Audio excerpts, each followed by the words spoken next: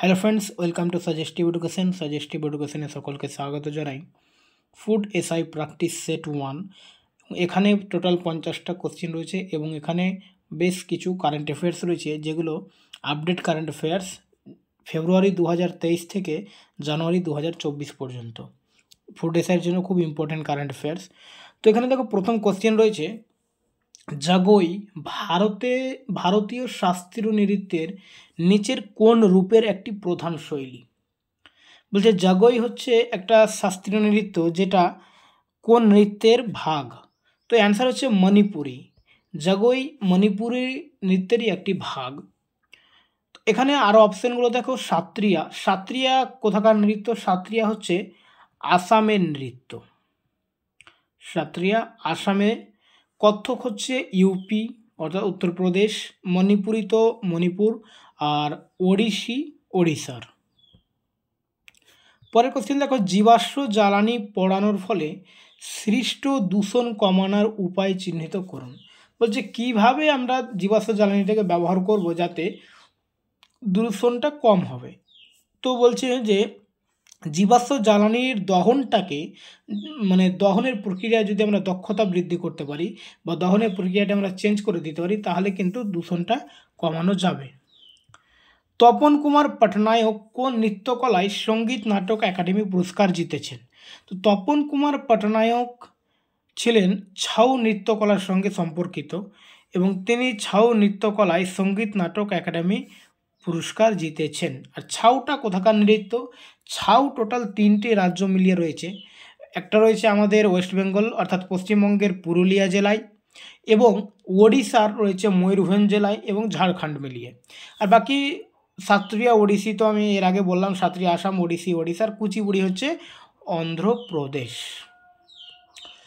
আচ্ছা, পরের কোশ্চেন দেখো, কে প্রথম ভারতীয় যিনি 1958 সালে ডোভার থেকে ক্যালাইস পর্যন্ত ইংলিশ চ্যানেল জয় করেছিলেন এবং একমাত্র ব্যক্তি যিনি 1966 সালে 1 বছরে 5টি মহাদেশের সমুদ্র সাঁতার কাটেন? তো এখানে মেন কোশ্চেনটা হচ্ছে যে প্রথম ভারতীয় যিনি ইংলিশ চ্যানেল জয় করেছিলেন। এখানে সালগুলো দেওয়া রয়েছে 1958 সালে, ঠিক আছে, এবং তিনি 5টি মহাদেশের সমুদ্র সাঁতার কাটেন, যেটা 1966 সালে। তো এই ব্যক্তির নাম হচ্ছে মিহির সেন। এবং যদি বলে যে প্রথম মহিলা ভারতীয় যিনি ইংলিশ চ্যানেল জয় করেছিলেন, তাহলে নাম হবে আরতি সাহা। আরতি সাহা। ওকে, পরের কোশ্চেন দেখো, মহাত্মা গান্ধী নতুন সিরিজের 2000 টাকা ব্যাংক নোটের পিছনে ড্যাশ মোটিভ রয়েছে। তো এখানে যে আমরা 2000 টাকার নোটটা দেখছি, হ্যাঁ, সেই নোটের পিছনে একটা ছবি রয়েছে। এই ছবিটা কিসের? তো সেই ছবিটা হচ্ছে মঙ্গলযানের ছবি। মঙ্গলযান এর ছবি। কোন দেশ ইসরো বিজ্ঞানী ডক্টর VR ললিতাম্বিকাকে সম্মানিত করেছে এবং লেখিকা ডক্টর আরসিয়া সাত্তারকে এর সর্বোচ্চ পুরস্কার লিজিয়ন ডি অনার দিয়ে সম্মানিত করেছেন? তো এটা 2023-এর কারেন্ট অ্যাফেয়ার্স। বলছে কোন দেশ ইসরোর বিজ্ঞানী ডক্টর VR ললিতাম্বিকাকে এবং ডক্টর আরসিয়া সাত্তারকে লিজিয়ন ডি অনার এই সম্মান দিয়ে সম্মানিত করেছেন? তো দেশটার নাম হচ্ছে ফ্রান্স। পরের কোশ্চেন দেখো, কোন অক্ষাংশ রেখা ভারতের মাঝখানের জলবায়ুকে প্রভাবিত করে? তো আমাদের জানতে হবে যে আমাদের ভারতের মাঝখান দিয়ে কোন রেখা গিয়েছে। তো ভারতের মাঝখান দিয়ে গিয়েছে কর্কট ক্রান্তি রেখা, এবং এই কর্কট ক্রান্তি রেখা ভারতের টোটাল 8টি রাজ্যের উপর দিয়ে গেছে, ঠিক আছে। তো আমাদের যেহেতু কর্কট ক্রান্তি রেখায় ভারতের মাঝখান দিয়ে গিয়েছে, তাহলে অ্যান্সার হবে আমাদের কর্কট ক্রান্তি রেখা, যেটা জলবায়ুকে প্রভাবিত করে। নিম্নলিখিত মৌর্য রাজাদের রাজত্বকালে কলিঙ্গ যুদ্ধ সংঘটিত হয়েছিল। তো কলিঙ্গ যুদ্ধ কার আমলে হয়েছিল? কলিঙ্গ যুদ্ধ হয়েছিল অশোকের আমলে, এবং সেটা সালটা ছিল 261 BC-তে, অর্থাৎ 261 খ্রিস্টপূর্বাব্দে অশোক এই যুদ্ধে অংশগ্রহণ করেছিলেন, কলিঙ্গ যুদ্ধে। এবং এই কলিঙ্গ যুদ্ধের পরই অশোক বৌদ্ধ ধর্ম গ্রহণ করেন, এবং বৌদ্ধ ধর্মে তিনি তার রাজত্বে ধম্ম বলে একটা জিনিস চালু করেন, ঠিক আছে। বৌদ্ধ ধর্মের একটা মূল জিনিসগুলোকে নিয়ে ধম্ম চালু করেছিলেন। আচ্ছা, ভারতের প্রথম সম্পূর্ণ আদমশুমারি কখন পরিচালিত হয়েছিল? তো সম্পূর্ণ আদমশুমারি বা সেন্সাস শুরু হয়েছিল 1881 সালে এবং লাস্ট সেন্সাস যেটা হয়েছে 2011 সাল। 2021 সালে হওয়ার কথা ছিল কিন্তু কোনো কারণে হয়নি। ভারতীয় রেলওয়ে সম্প্রতি কী নামে একটি হাতি বাঁচানোর ব্যবস্থা চালু করেছে? তো ভারতীয় রেলওয়ে সম্প্রতি গজরাজ সুরক্ষা কবচ নামে একটা ব্যবস্থা শুরু করেছে, যেটা হাতিকে রক্ষা করবে, গজরাজ সুরক্ষা কবচ। তারপরে দেখো, ভারতের রাষ্ট্রপতি ড্যাশ দ্বারা নির্বাচিত হন? তো রাষ্ট্রপতি নির্বাচিত হন সংসদ এবং রাজ্য বিধানসভা উভয় কক্ষের নির্বাচিত সদস্যের দ্বারা।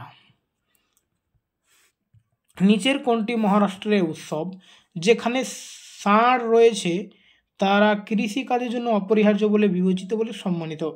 ঠিক আছে, তো এখানে বলছে মহারাষ্ট্রের উৎসবের নাম বলো যেখানে ষাঁড় রয়েছে এবং এটা কৃষিকাজের জন্য অপরিহার্য। এটা হচ্ছে পোলা উৎসব। গুড়ি পাডওয়াও এটাও কিন্তু মহারাষ্ট্রে, কিন্তু এটা হচ্ছে মহারাষ্ট্রের নিউ ইয়ার।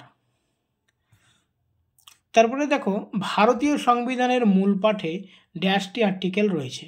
তো ভারতীয় সংবিধান যখন শুরু হয়েছিল, অর্থাৎ মূল যে সংবিধানটা ছিল তখন সেখানে 395টি আর্টিকেল ছিল এবং এখন বর্তমানে বেড়ে 450 মতো হয়ে গেছে।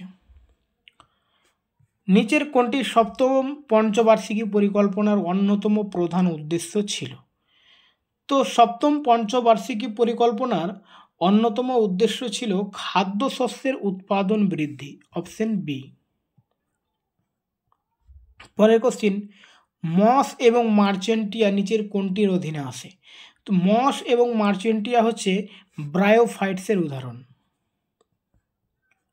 রাজস্ব প্রাপ্তিগুলি হলো ড্যাশ কারণ সেগুলি সরকারের উপর দাবির দিকে পরিচালিত করে না। তো রাজস্ব প্রাপ্তিগুলি খালাসযোগ্য নয়।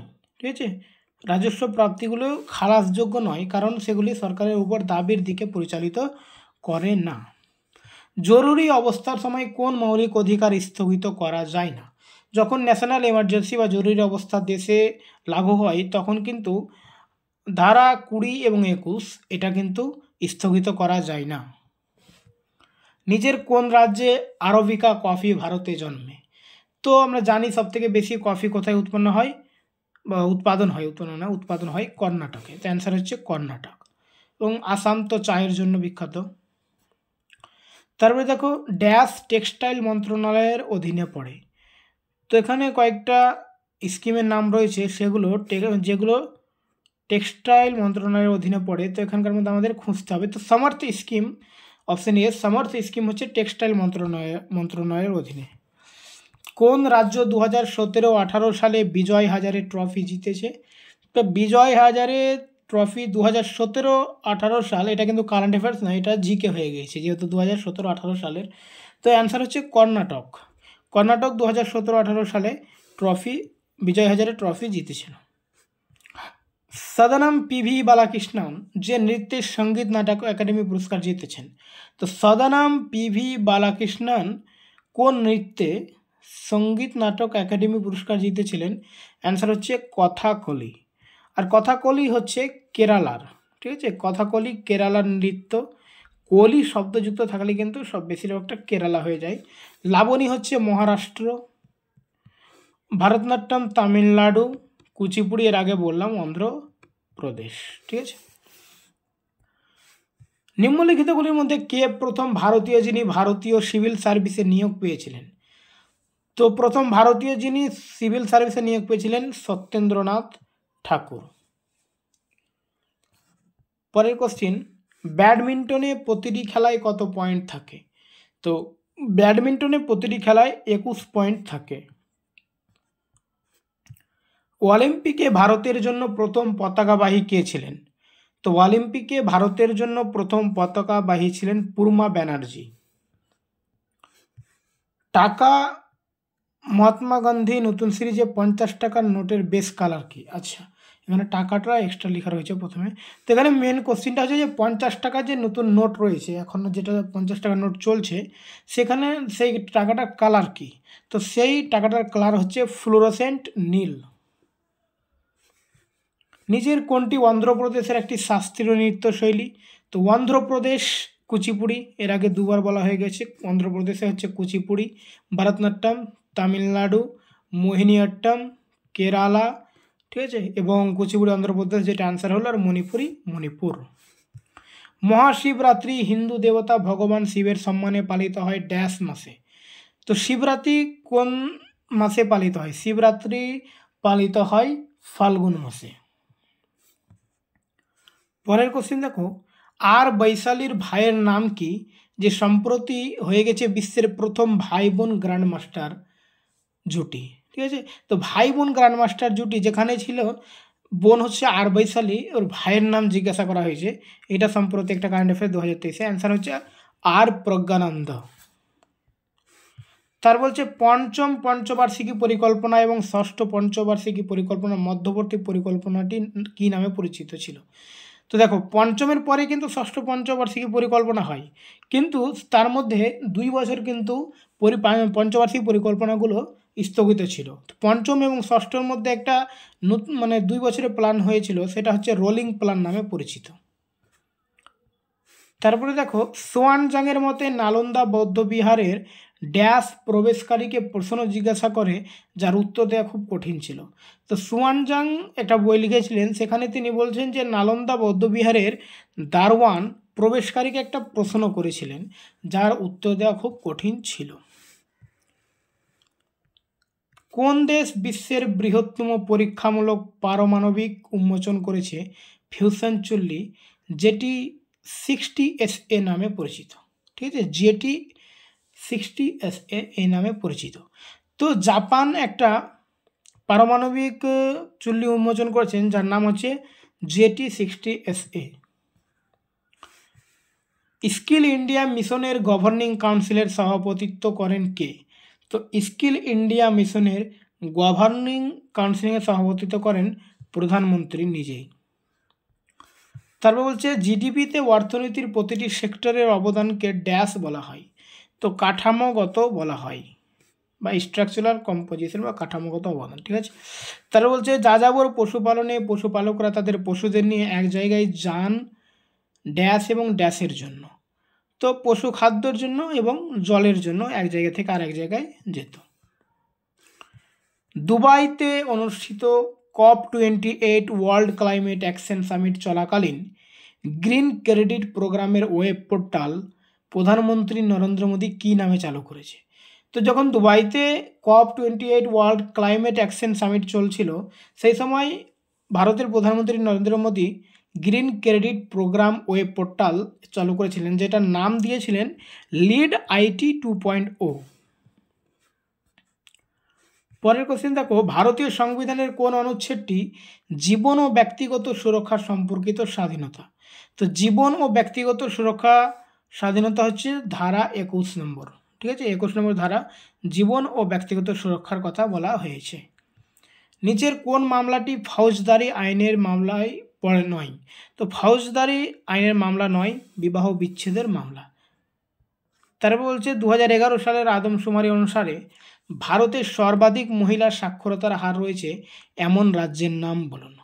তো 2011 সালে যে সেন্সাসটা হয়েছিল, তাতে সবথেকে বেশি কেরালায় শিক্ষিতর হারটা বেশি ছিল, কেরালায়, এবং মহিলা সাক্ষরতার হারও কিন্তু কেরালায় বেশি।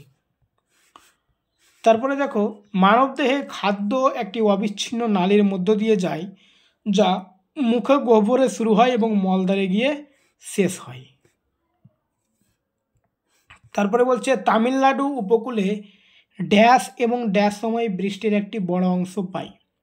তো তামিলনাড়ুর উপকূলে অক্টোবর এবং নভেম্বর মাসে বৃষ্টি একটা বড় অংশ হয়, বৃষ্টি হয়, তা অক্টোবর এবং নভেম্বরে তামিলনাড়ুর উপকূলে। এবং তামিলনাড়ুর উপকূলের আরেকটা নাম হচ্ছে করমণ্ডল উপকূল। ভারতীয় সংবিধানে অস্পৃশ্যতা বিলুপ্তি বিধান উল্লেখ করা হয়েছে। অস্পৃশ্যতা বিলুপ্তি বিধান রয়েছে আর্টিকেল 17 অর্থাৎ 17 নম্বর ধারায়। অক্সিজেনের উপস্থিতিতে ম্যাগনেসিয়াম জ্বললে শিখার রং কেমন হয়? তো অক্সিজেনের উপস্থিতিতে যদি ম্যাগনেসিয়াম জ্বালানো হয়, তাহলে শিখার রংটা হবে সাদা। তার বলছে নিম্নলিখিত গুপ্ত শাসকদের মধ্যে কাকে ভারতীয় নেপোলিয়ন বলে অভিহিত করা হয়েছে? তো ভারতের নেপোলিয়ন বলা হয় কাকে? সমুদ্রগুপ্তকে। পরের কোশ্চেন দেখো, ই কৃষ্ণ আইয়ার কোন নৃত্যের সঙ্গে যুক্ত? ই কৃষ্ণ আইয়ার কত্থকের সঙ্গে যুক্ত। আর কত্থকের আগে আমি বলেছি যে ইউপির এবং ওড়িশা, কুচিপুড়ি অন্ধ্রপ্রদেশ, ভারতনাট্যম তামিলনাড়ু। ভারতের জনসংখ্যা আদমশুমারি প্রতি ড্যাশে একবার পরিচালিত হয়? তো জনসংখ্যা বা সেন্সাস শুরু হয় 10 বছর পর পর। এর আগে হয়েছিল 2011 সালে, 2021 সালে হওয়ার কথা কিন্তু হয়নি, এবং সর্বপ্রথম হয়েছিল একটা কোশ্চেন আমরা দেখলাম যে 1881-তে। পরের কোশ্চেন বলছে নিচের কোন দেশটি লুসোফোনিয়া গেমসের অংশ নয়? তো লুসোফোনিয়া গেমসের অংশ নয় জার্মানি। তারপরে বলছে রেডিও সম্প্রচার ভারতে 1923 সালে ড্যাশ দ্বারা শুরু হয়েছিল? তো রেডিও ক্লাব অফ বোম্বে দ্বারা শুরু হয়েছিল। পরের কোশ্চেন ভারতের সংবিধানের কোন অনুচ্ছেদের সুপারিনটেন্ডেন্টস নির্দেশনা এবং নির্বাচন নিয়ন্ত্রণ সম্পর্কে কথা বলা হয়েছে? তো অ্যান্সার হচ্ছে 324 নম্বর ধারায় এই কথাগুলো বলা হয়েছে, নির্বাচন সম্বন্ধে নির্দেশনা এবং সুপারিনটেন্ডেন্টস।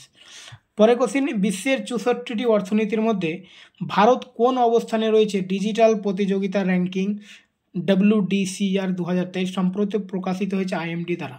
বলছে IMD দ্বারা একটি প্রতিযোগিতা WDCR ডিজিটাল প্রতিযোগিতা র্যাঙ্কিং 2023 এটা প্রকাশিত হয়েছে, যেখানে ভারত 64টি দেশের মধ্যে 49 নম্বরে রয়েছে। পরের কোশ্চেন হচ্ছে জাতীয় আয় গণনা করার সময় ড্যাশ একটি ফ্যাক্টর হিসাবে নেওয়া হয়?